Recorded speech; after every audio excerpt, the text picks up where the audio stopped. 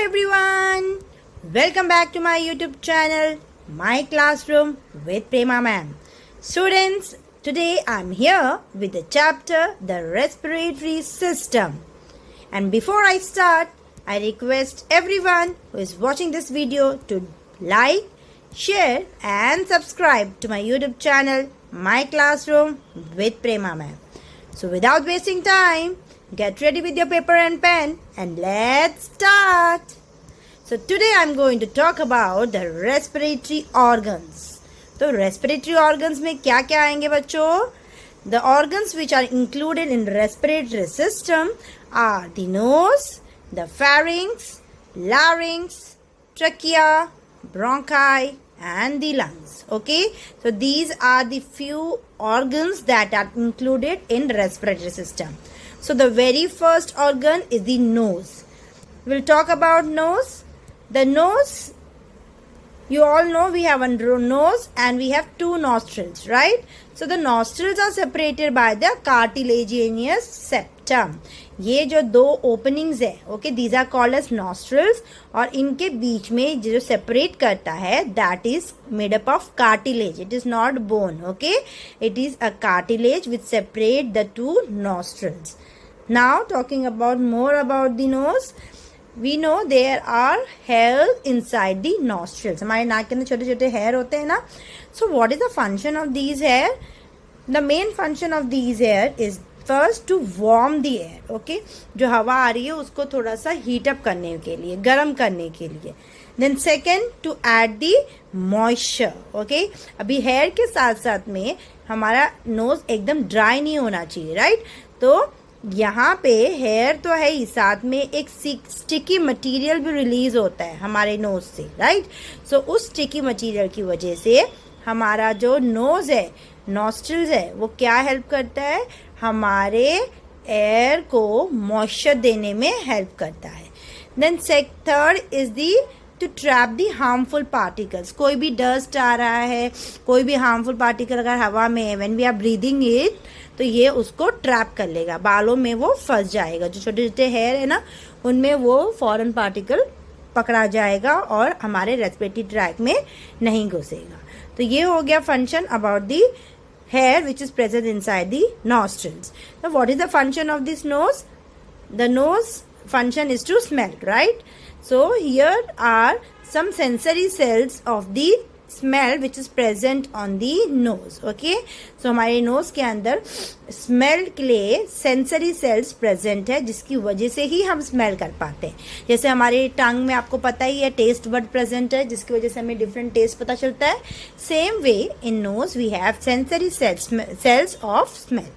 Then also the nose also help us to speak. Okay, कुछ words है, when we are speaking we need nose. हमारे कई sounds ऐसे होते हैं जो नोज की तरह से आते हैं, जैसे कि नाना जी, okay, Nagpur. Without this we can not say, without our nose. If we close our nose by our fingers, okay, we pinch our nose, we are not able to speak nanaji. Okay, it will be pronounced differently. So for speaking also nose plays a very important role. So these are some important points that you should know about the nose. Nose से ही हमारा respiratory system start हो रहा है, ठीक है? हम air nose से लेंगे ना, breathe in करेंगे और breathe out भी हमारा सिर्फ nose से बाहर आएगा और अंदर आएगा हवा, ठीक है? Now comes the second part, that is the pharynx. So pharynx, as you can see in this picture students, this whole part is known as pharynx. Okay, so जो nose से इधर से आ रहा है उसके पीछे वाला part is called as nasopharynx.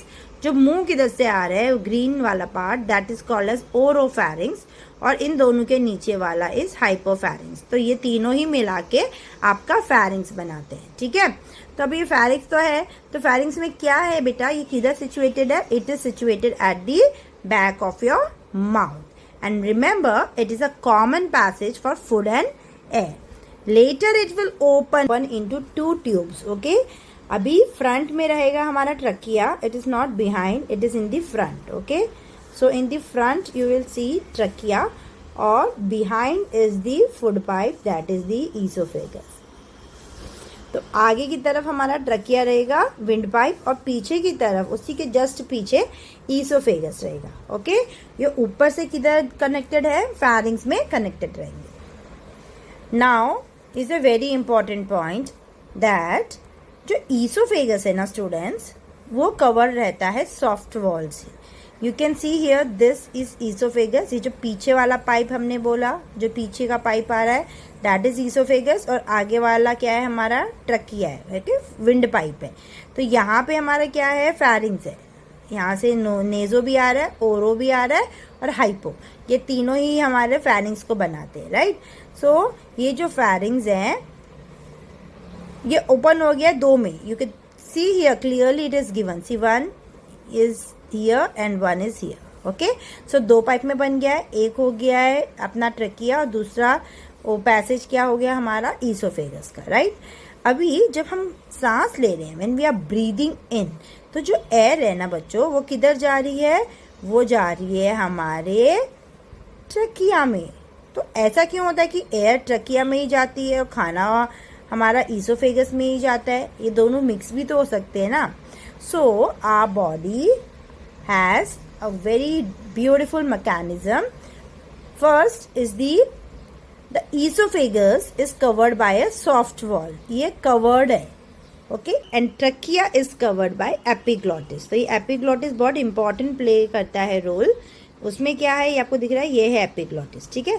तो जब क्या करते हैं, जब हम लोग खाना खाते हैं, ओके, अभी मुंह से आ रहा है खाना, तो जब हम खाना खा रहे हैं तब क्या हो रहा है, ये एपिग्लॉटिस क्या हो जाता है, ये एपिग्लॉटिस बंद कर देता है हमारे ट्रकिया को, क्लोज कर देता है। तो क्या होगा, खाना खाते वक्त कहाँ जाएगा, सिर्फ ईसोफेगस में जाएगा, ओके, ये ट्रकिया में नहीं आएगा। So खाना खाते वक्त when we are having a food, that time what happened, the epiglottis closes the trachea, okay, ये हमारे ट्रकिया को क्लोज कर देता है, उस पर एक फ्लैप की तरह बंद कर देता है, जिसकी वजह से खाना किधर जाएगा, only it will go in oesophagus and not go in trachea. तो इस मैकेनिज्म की वजह से क्या होता है, खाना फूड पाइप में जाता है और हवा ट्रकिया में जाती है, ओके। सो इस तरीके, और जब हम सांस लेंगे तब क्या होएगा, जो कि ट्रकिया था, जो कि कवर हो गया था एपिग्लॉटिस से, जब हम ब्रीथ इन करेंगे तब क्या होगा, वो वापस ओपन अप हो जाएगा, ठीक है। तो एयर इजीली क्या होएगा, हमारे ट्रकिया में जाएगी। आई hope you have understood how this is happening. Two different pipes guided by, covered by epiglottis. Epiglottis play a very important role, जिसकी वजह से खाना फूड पाइप में जा रहा है और सांस आपकी प्रॉपरली ट्रकिया में जा रही है। The next part comes the लैरिंग्स। अभी फेरिंग्स पढ़ा, अभी हम पढ़ेंगे लैरिंग्स के बारे में। So it is also known as the voice box, जहाँ से हमारी आवाज बाहर आ रही है, okay, it is also called as voice box and also known as the Adam's apple, okay. यहाँ पे गले के इधर, नेक के इधर से प्रोट्रूडिंग सा दिखता है ना, पॉइंटेड सा थोड़ा सा बाहर की तरफ, स्पेशली मेल्स में वो एकदम प्रोमिनेंट दिखता है। So that it is also called as voice box और it is also called as Adam's apple, okay. So ये कहाँ पे रहेगा, it is present at the start of trachea. मतलब हमने अभी बोला फेरिंग्स आया, तो फेरिंग्स खत्म हुआ, उसके जस्ट नीचे वाला पार्ट इज दी लैरिंग्स, मतलब जस्ट अबव दी ट्रकिया। ट्रकिया और फेरिंग्स के बीचों बीच आएगा हमारा लैरिंग्स। अभी ये जो ट्रकिया है, ये जो लैरिंग्स है बच्चों, it is a hollow cartilaginous structure, okay, अंदर से खोखला है तभी तो पैसेज है ना। सो it is hollow cartilaginous structure and very important, why it is called voice box, because it contains two vocal cords, okay। अभी ये vocal cords कुछ नहीं है, ऐसे ना दो ligaments की तरह कॉर्ड्स हैं जो आपस में वाइब्रेट होंगे। जब ये हवा जाएगी ना बच्चों, जब हम ब्रीद इन करेंगे, ओके, तो एयर अंदर जाएगी, तो एयर अंदर जाने की वजह से ये दो वोकल कॉर्ड्स आपस में वाइब्रेट करते हैं, ओके। तबला कैसे वाइब्रेट करता है, और हमें पता है वाइब्रेशन से क्या होता है, साउंड प्रोड्यूस होता है, तो ये साउंड प्रोड्यूस करने के लिए हेल्प करता है, ओके। सो वोकल कॉर्ड्स क्या हैं, they are the two ligamentous folds हैं, ओके, विच वाइब्रेट्स और साउंड प्रोड्यूस करते हैं। हम लोग अपने ये हमारे ऊपर है, हमारी मसल्स के ऊपर है कि हम different range of sounds produce कर सकते हैं. Understood the importance of larynx. Now we can go to the next part, that is the very important part, that is the trachea. Okay, this is called as trachea. You can see this image. Yes, so the tubing after the larynx is known as the trachea. So now let's learn something about this trachea. So अभी तक तुमने देखा तो कहीं भी ऐसा lines नहीं थी, लेकिन इसमें आपको लाइंस दिख रही हैं. लाइंस कौन सी? ये वाली. You can see here. So it is covered with C-shaped cartilaginous rings. मतलब क्या है बच्चों? कार्टिलेज का बना हुआ सी शेप का रिंग से ये कवर्ड है. ओके, अभी क्या रीजन होएगा इसको कवर्ड होने का? पहला तो ये प्रोटेक्शन प्रोवाइड करेगा और हमारे ट्रकिया को कोलैप्स होने से बचाएगा. और रिमेंबर, ये जो रिंग्स हैं वो सिर्फ आगे से कवर करेगी, पीछे से पूरी नहीं है, तभी उसको शी शेप बोल रहे हैं ना. Why it is called as C shaped? क्योंकि पीछे से वो सर्कल नहीं है, पूरी ओ शेप नहीं है. ओके, तो क्या कि जस्ट पीछे क्या आता है? हमारा ईसोफेगस आता है. ठीक है, ये सिर्फ आगे से कवर्ड है और ये इसलिए है ताकि हमारा ट्रकिया कोलैप्स ना हो. ओके, और वैसा का वैसा ही रहे जब एयर अंदर आ रही है फिर बाहर जा रही है. So it will prevent the collapse of trachea और किसी भी तरीके के इंजुरी से बचाता है वो ट्रकिया को. Okay, understood? This is about the trachea. अभी तक हमने जो पढ़ा एक्सेप्ट ट्रकिया, क्या क्या पढ़ा? Nose, pharynx and larynx. ये तीनों ही बच्चों अपर रेस्पिरेटरी ट्रैक में आते हैं. और ट्रकिया और उसके आगे के जितने भी ऑर्गन्स अभी हम पढ़ेंगे वो सब लोअर रेस्पिरेटरी ट्रैक में आते हैं. तो रेस्पिरेटरी ट्रैक को हम दो में डिवाइड कर देते हैं. हमारा respiratory tract will be divided into two, upper respiratory tract and lower respiratory tract. So upper respiratory tract में क्या क्या आएंगे? Nose, pharynx and larynx. And lower respiratory tract में आएंगे trachea, bronchi, bronchus and the lungs. ठीक है, अभी हम पढ़ेंगे उनके बारे में. हमने ट्रकिया के बारे में ऑलरेडी डिस्कस कर दिया है. So now the next is lower respiratory track का सेकेंड ऑर्गन हमारा द ब्रोंकाई. अभी जैसे हमने देखा बच्चों, ये जो ट्यूब है इसको हमने क्या बोला? ट्रकिया बोला. तो ये अगेन आगे दो में डिवाइड हो रहा है बच्चों. ठीक है, और इन दोनों को ही हम क्या बोल रहे हैं? We are calling them as bronchi. Okay, और ये दो ब्रोंकाई क्या करेंगी? लंग्स में जाकर एंटर करेंगी. ओके, मतलब अभी ये डिवाइड हो गई. डिवाइड होने के बाद ये कहाँ जाएंगी? लंग्स के अंदर घुस जाएंगी. ओके, सो इन दोनों को हम क्या बोल रहे हैं? Primary bronchi. ये पहली बार डिवाइड हो रहे हैं तो ये प्राइमरी है. अभी आगे ये फर्दर और डिवाइड होंगे सेकेंडरी और टर्शरी में, लेकिन वो किधर होंगे? लंग्स के अंदर. लंग्स के जो बाहर ये डिवीजन आपको दिख रहा है इसको हम प्राइमरी बोलेंगे, और ये आगे जाके जो फर्दर डिवाइड होएगा और सब डिवाइड होएगा उनको हम सेकेंडरी एंड टर्शरी ब्रोंकाई बोलेंगे. ओके, सो ये ब्रोंकाई जब लंग्स के अंदर घुस जाते हैं तो ये लास्ट तक जो होएगा डिवाइड वो ब्रोंकाई है, टर्शरी ब्रोंकाई. अभी वो जो टर्शरी ब्रोंकाई है वो भी बच्चों अगर आप ध्यान से इधर देखोगे, so they are also further dividing. Okay, primary हो गया, सेकेंडरी हो गया, फिर उसका भी और डिवीजन हो गया, टर्शरी हो गया. उसके बाद भी वो फर्दर डिवाइड होंगे and they are known as the bronchioles. ऐसे बहुत सारे ब्रोंकियोल्स हमारे लंग्स के अंदर प्रेजेंट है. ठीक है, तो पहला डिवीजन हो गया वो है प्राइमरी ब्रोंकाई. लंग्स के अंदर घुस गया तो सेकेंडरी, और डिवाइड हुआ तो टर्शरी. ओके, उसके आगे टर्शरी ब्रोंकाई डिवाइड होएगा तो फोर्थ, फिफ्थ, सिक्स, सेवन्थ के लिए ऐसा कोई नाम नहीं दिया है. क्या दिया है? उन सब को जो अगर टर्शरी ब्रोंकाई फर्दर डिवाइड होएगा तो we call it as bronchioles. Understood? Now और थोड़ा पढ़ेंगे ब्रोंकाई के बारे में. स्टूडेंट्स, हमने भी जब बोला ब्रोंकियोल्स, ओके, तो ब्रोंकियोल्स के आगे हम देखेंगे तो ऐसा क्लस्टर ऑफ आपको टाइनी एयर चैम्बर्स देखने को मिलेगा, like a grape like structure. Okay, grape में कैसे पूरा बंच ऑफ ग्रेप्स रहता है, ओके, वैसे यहाँ पे एंड में आपको छोटे छोटे टाइनी एयर चैम्बर्स दिखेंगे. इन्हीं को हम बोलेंगे एल्वियोलाई. ओके, क्या बोलेंगे बच्चों? एल्वियोलाई. ओके, तो यही एल्वियोलाई क्या रहते हैं? कवर्ड रहते हैं ब्लड सप्लाई से. ओके इनके ऊपर आपको दिख रहा है लाइंस वगैरह बनी हुई है, ये क्या है, ये ब्लड सप्लाई, ये पूरी तरीके से ब्लड कैपिलरीज से, नेटवर्क ऑफ ब्लड कैपिलरीज से पूरी तरह से कवर्ड रहते हैं। ओके और ये इनका काम क्या है, द मेन इंपॉर्टेंट काम है इनका द गैसियस एक्सचेंज। ओके यहीं पे हमारा क्या होगा बच्चों, गैसियस एक्सचेंज टेक प्लेस होएगा। ये हमारी एल्वियोलाई होगी, ग्रेप लाइक स्ट्रक्चर, इनके बाहर पूरा नेटवर्क है किसका, यस नेटवर्क है हमारा ब्लड कैपिलरीज का। तो वही कैपिलरीज से ऑक्सीजन अंदर बाहर, कार्बन डाइऑक्साइड अंदर बाहर टेक प्लेस होगी। तो exchange of gases takes place here. Okay now थोड़ा सा और डिटेल में एक बार देख लेते हैं, आपको अच्छे से समझ में आ जाएगा। ये ग्रीन वाला पार्ट क्या है हमारा बच्चों, लैरिंग्स। ठीक है लैरिंग्स हमारा किधर आ जाता है, अपर रेस्पिरेटरी में आता है। ओके अपर रेस्पिरेटरी में हमारा लैरिंग्स आता है, लोअर यहाँ से शुरू हो रहा है, ठीक है ट्रकिया से।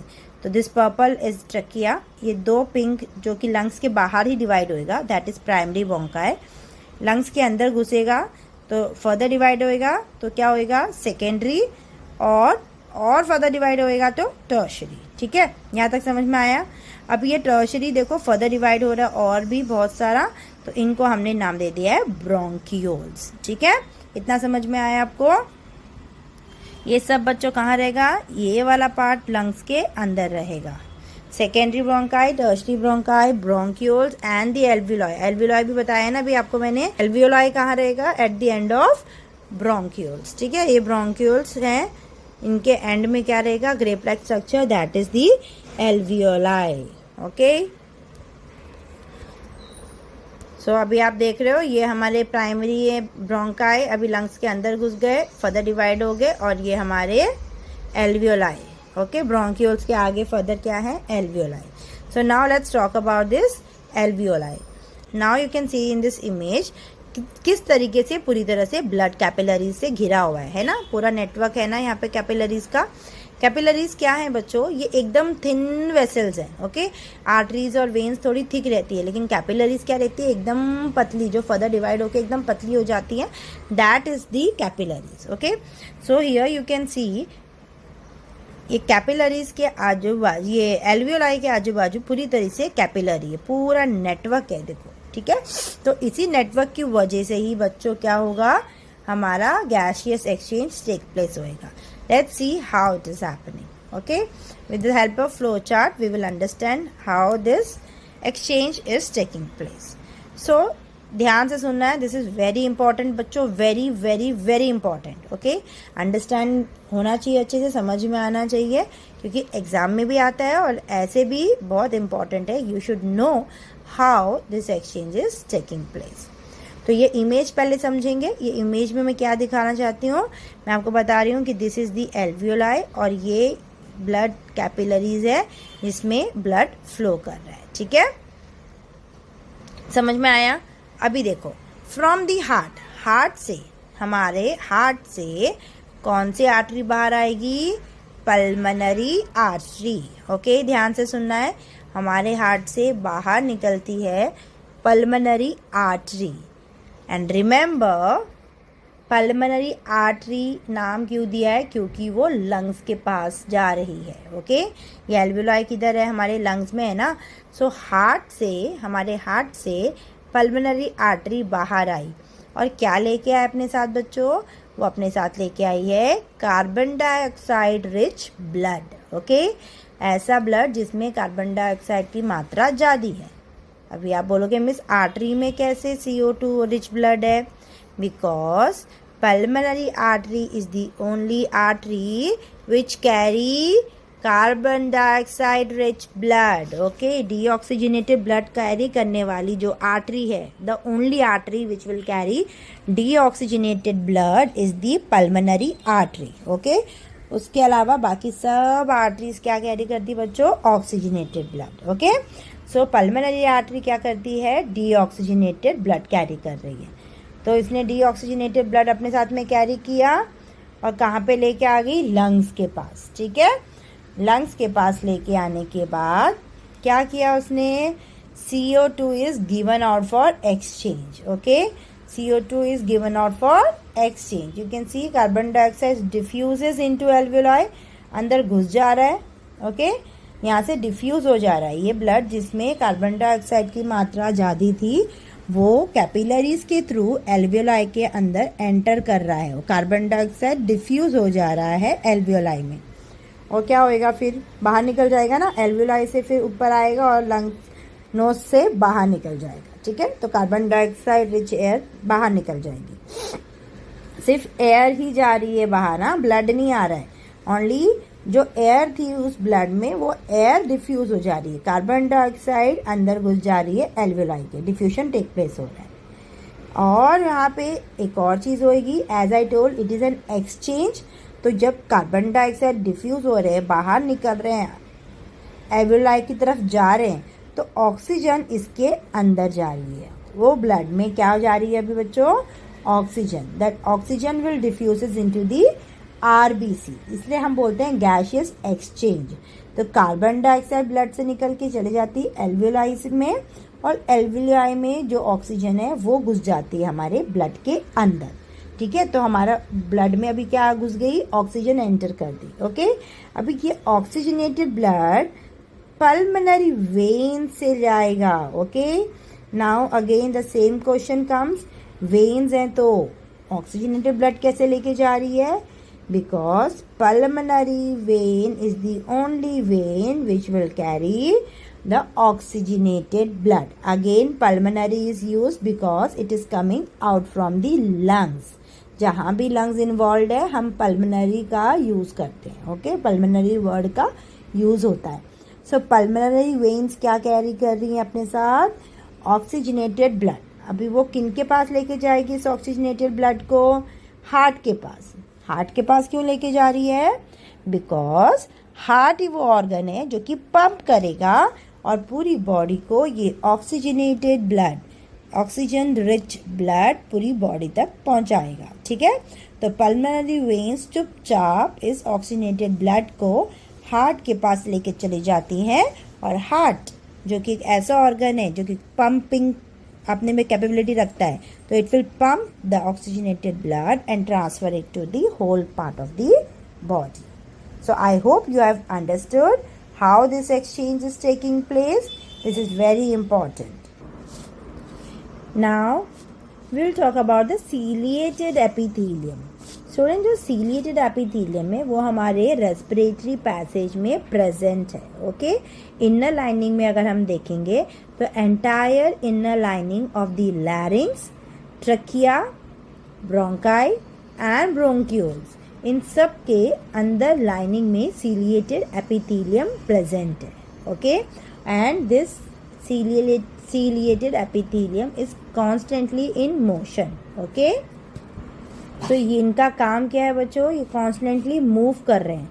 तो सबसे पहला काम है प्रोटेक्शन का. ठीक है, किसी भी तरह का फॉरेन पार्टिकल अगर बाय मिस्टेकली नेजल से आ भी जाता है, रेस्पिरेटरी ट्रैक में घुस भी जाता है, तो ये जो सीलिएटेड एपिथेलियम है उनको भगा देंगे और किधर डाल देंगे, फूड पाइप में डालने की कोशिश करेंगे, मूव करके हटा देंगे. Okay, because they are moving. Secondly, it will prevent from any infection. Okay, किसी भी तरह का, जैसे कि मैंने बोला फॉरेन पार्टिकल आता है तो किसी भी तरह के इन्फेक्शन से ये हमें बचाता है उसको रिमूव करके.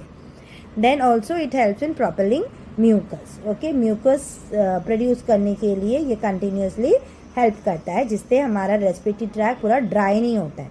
हम हवा लेते हैं अंदर तो ड्राइनेस नहीं होता है through the respiratory tract, because ciliated epithelium will help in propelling mucus also. So ये हो गया हमारा सीलिएटेड एपिथेलियम.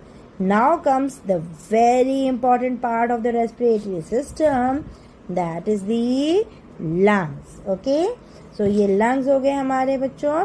ये जो lungs हैं वो कैसे हैं, स्पंजी हैं. Okay, just like a sponge. Spongy है और इलास्टिक है, and as you can see they are cone shaped. You can see here they are the cone shaped. They are pointed at the top, whereas bottom में क्या है, broad है, चौड़े हैं, ऊपर से पॉइंटेड है. अभी आप ध्यान से आप इधर देखोगे बच्चों तो आपको दिखेगा कि जो लेफ्ट लंग है, okay, which is the left lung, this is the left lung. Okay, so left lung में सिर्फ 1 and 2 2 ही लोब्स है, मतलब उनको 2 में डिवाइड किया, 2 लोब्स है उसमें. ऊपर वाला सुपीरियर, नीचे वाला inferior. Whereas when you see the right lung, this is the right lung, यहाँ पे है, इसमें कितने लोब्स है बच्चों? इसमें 3 लोब है। ऊपर वाला है सुपीरियर, मिडिल वाला है ये येलो वाला मिडिल है, ऑरेंज वाला, एंड जो नीचे वाला है वो सबसे लोअर लोब है, that is the inferior lobe. तो रिमेंबर लोब्स में डिफरेंस है, लेफ्ट वाले लंग्स में सिर्फ 2 ही लोब्स हैं और राइट वाले लंग्स में 3 लोब्स हैं। And very important thing is the left lung, okay, the left lung is slightly smaller. अगर हम पूरी तरह से देखेंगे इसको तो लेफ्ट लंग छोटा है, ओके। सो छोटा होने का रीज़न क्या है? यहाँ पे उसका एक ना स्पेस है, ओके, यहाँ पे स्पेस है और स्पेस में क्या आता है बच्चों हमारा? आप लोगों को पता ही होगा, यस। सो हियर यहाँ पे हमारा हार्ट प्रॉपरली आके बैठता है, ओके। किधर बैठेगा? इधर आके बैठता है, ठीक है।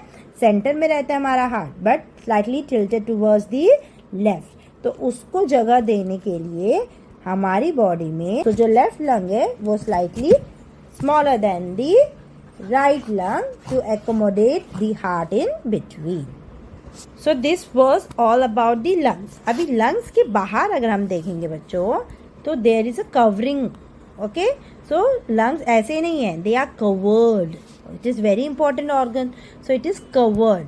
There are 2 membranes which cover the lungs. जो inner membrane है उसको हम बोलते हैं visceral pleura, okay, pleura, visceral pleura, inner membrane है, और outer membrane को हम बोलते हैं parietal pleura। तो 2 membrane हैं lungs के बाहर, एक है visceral और दूसरी है parietal। तो इन दोनों membrane के बीचों बीच क्या है बच्चों? फ्लूइड है, ओके। इन दोनों मेम्ब्रेन के बीच में हमारा प्लूरल फ्लूइड है। ये प्लूरल फ्लूइड का क्या यूज़ है? किसी भी तरह का डायरेक्ट शॉक है, ओके, किसी भी तरह का शॉक है या फिर इंजरी हुई है तो वो डायरेक्ट हमारे लंग्स तक नहीं पहुंचेगी। क्या करेगा? ये मेम्ब्रेन्स के बीच में जो फ्लूइड है उस शॉक को अब्जॉर्ब करने का काम करता है, okay. Because lungs and heart these are very important parts, right, very vital organs of a body. तो लंग्स को कवर करने का काम करते हैं 2 membrane, parietal and visceral, okay. उन दोनों के बीचों बीच हमारा प्लूरल फ्लूइड जो कि हेल्प करता है शॉक अब्जॉर्बिंग के लिए। और आपस में जब हम ब्रीथ करते हैं तो क्या होता है बच्चों? ये लंग्स क्या होते हैं? एक्सपैंड होते हैं, है ना, अंदर बाहर होते हैं ना, when we are breathing in and out, when we are breathing, okay, normally also when we are breathing, तो ये मूवमेंट कर रहे हैं कंटिन्यूसली। तो इस तरीके से तो ये आपस में रब होके क्या हो जाएंगे? पेन होएगा, घस जाएंगे। तो उसकी वजह से ये दोनों मेम्ब्रेन के बीचों बीच फ्लूइड है जिसकी वजह से एक्सपेंशन एंड रिलैक्सेशन जो हम कर रहे हैं during breathing, inhaling and exhaling, तो वो प्रॉपरली टेक प्लेस हो सके। And one more organ is the diaphragm. ये जो लंग्स है वो नीचे से किसकी तरफ, किसके ऊपर रेस्ट कर रहे हैं? They are resting on the diaphragm. You can see in this picture, it will be more clear to you. ये हमारे लंग्स हैं और आपको दिख रहा है ये मस्कुलर दिख रहा है पीछे से, दैट इज दी डायफ्राम। तो ये दोनों लंग्स किसके ऊपर रेस्ट कर रहे हैं? ये रेस्ट कर रहे हैं डायफ्राम में। तो जब हम ब्रीथ करते हैं ना बच्चों तो हमारे लंग्स के साथ साथ में diaphragm also plays a very important role, that I will be discussing in my next video. So stay tune. याद रखना है कि हमें आगे भी इसके पढ़ना है। This is not the last lecture of respiratory system. Respiration कैसे टेक्स प्लेस होता है वो मैं नेक्स्ट क्लास में लेने वाली हूँ, ओके। आज हम सिर्फ पढ़ेंगे रेस्पिरेटरी ऑर्गन्स के बारे में। And now I am going to talk about the blood supply to lungs, okay. Lungs में कैसे ब्लड सप्लाई हो रही है। With this diagram and with this flow chart let's try to understand some of the information I have already given you when I have explained you about the gaseous exchange that takes place in the alveoli. So in detail अभी हम यहाँ पे देखेंगे एक बार वापस बच्चों। So students, from the body superior and inferior vena cava आ रही है डीऑक्सीजनेटेड ब्लड लेके, ओके। अभी इस इमेज में कहाँ पे है? डीऑक्सीजनेटेड ब्लड बोल रहे हैं तो ब्लू कलर होएगा, ठीक है। और वो किधर लेके आ रही है? राइट ऑरिकल में। हमारे हार्ट का आपको पहले आपको ये समझना पड़ेगा, ये जो हमारा हार्ट है ना बच्चों, इसके 4 चैम्बर्स हैं। एक है right auricle, left auricle, right ventricle, left ventricle. ठीक है, पहले ये समझो, उसके बाद हम आगे समझेंगे। ये 4 चैम्बर समझ में आए, राइट एंड लेफ्ट। राइट में 2 चैम्बर्स है, लेफ्ट में 2 हैं। राइट में कौन सा चैम्बर है? Right auricle and right ventricle. लेफ्ट में है left auricle and left ventricle. Okay, तो ये हमारा हार्ट का पहले स्ट्रक्चर समझना पड़ेगा। These are the 4 chambers which are present in our heart. Okay, अभी आगे का समझते हैं। तो ब्लड लेके आ रही है कौन? Veins. Okay, veins are carrying the deoxygenated blood and which are the 2 veins? Superior and the inferior vena cava. तो यहाँ से सुपीरियर वेना कावा आ रही है और नीचे से एक्सट्रीमिटीज से और एब्डोमेन से लेके आ रही है deoxygenated blood inferior vena cava. तो इस तरीके से सुपीरियर एंड इंफीरियर वेना कावा डीऑक्सीजनेटेड ब्लड लेके आ रही है हमारा राइट ऑरिकल में। ठीक है, ये हमारा राइट ऑरिकल है। तो इस राइट ऑरिकल में डीऑक्सीजनेटेड ब्लड आ रहा है and with the help of the pumping ये नीचे आ जा रहा है राइट वेंट्रिकल में। राइट वेंट्रिकल में आने के बाद बच्चों ये पंप होएगा और ये यहाँ से बाहर निकलेगा और ये जाएगा हमारे दोनों ही लंग्स के पास। ओके, दोनों ही लंग्स के पास ये पहुँच जाएगा। ये लंग्स के पास जा रहा है। ठीक है, अभी बताया था ना, लंग्स के पास जो डीऑक्सीजनेटेड ब्लड लेके आएगा वो कौन है? Pulmonary artery. Very good. तो यहाँ से जो डीऑक्सीजनेटेड ब्लड लेके गए हैं वो कौन सी है? वो वेसल का नाम है पल्मोनरी आर्टरी। तो पल्मोनरी आर्टरी लेके जा रही है लंग्स के पास डीऑक्सीजनेटेड ब्लड। आ रहा है समझ में बच्चों? From the body superior inferior vena कावा carrying deoxygenated blood bring it to right auricle and with the pumping it goes to right ventricle. From the right ventricle pulmonary artery is carrying deoxygenated blood to both right and left lungs. आधा समझ में आ गया? अभी हमने पढ़ा था lungs में क्या हो रहा है, लंग्स में एक्सचेंज हो गया हमारा। ठीक है, एल्वियोलाई में पढ़ा था ना, एक्सचेंज टेक प्लेस हो गया कैपिलरीज में। तो अभी अंदर क्या आ गया हमारे इस ब्लड में? ऑक्सीजन घुस गया है। ठीक है, तो अभी oxygenated blood after the gaseous exchange will be carried to left auricle. Okay, अभी तक राइट में हो रहा था, अभी कहाँ आ गया? लेफ्ट में। तो लेफ्ट इज दिस साइड। तो लेफ्ट ऑरिकल में हमारा ऑक्सीजनेटेड ब्लड घुस रहा है इधर से एंड ये कौन लेके आएगा बच्चों? Pulmonary veins. Okay, pulmonary veins will carry the oxygenated blood from the lungs to the heart.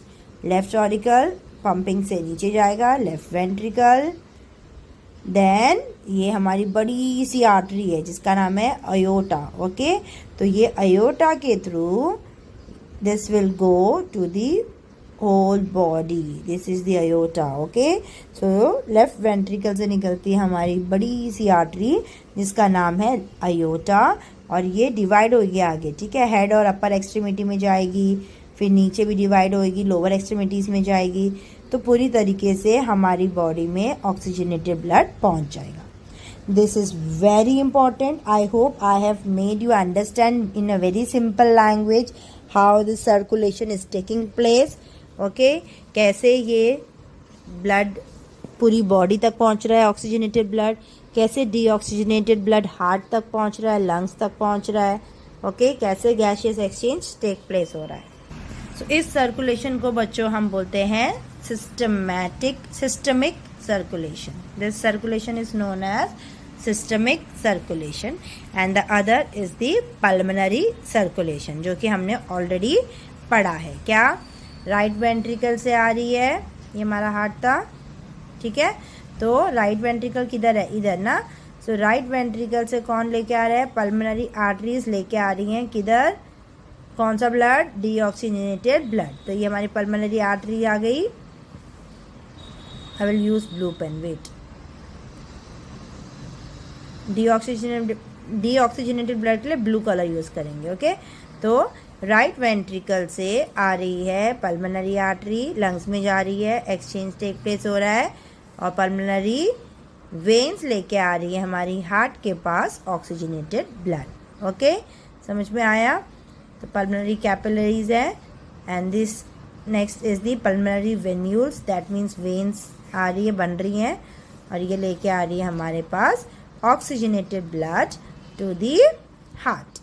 Understood? So हमारी बॉडी में जो सर्कुलेशन होता है ना बच्चों, उसको हम लोग बोलते हैं डबल सर्कुलेशन, क्योंकि 2 बार हो रहा है ना, एक बार राइट में आ रहा है, फिर ऑक्सीजनेटेड होके फिर वापस हार्ट में आ रहा है, so it is called as double circulation. उसके बारे में हम डिटेल में सर्कुलेटरी सिस्टम में पढ़ेंगे। Okay, in our next classes we will be learning about this double circulation in detail in the circulatory system. Okay, अभी तक इतना I hope you have understood about the respiratory system, the different parts of respiratory system, the blood supply, the exchange of gases. Students, अगर आपको ये video कहीं से भी beneficial हो रहा है, अगर आपको समझ में आ रहा है मेरा टीचिंग और आपके किसी भी तरह से ये यूज़फुल हो रहा है, तो please keep motivating me. Do like, share and subscribe to my YouTube channel my classroom with Prema ma'am. Keep studying. Thanks for watching. Bye bye.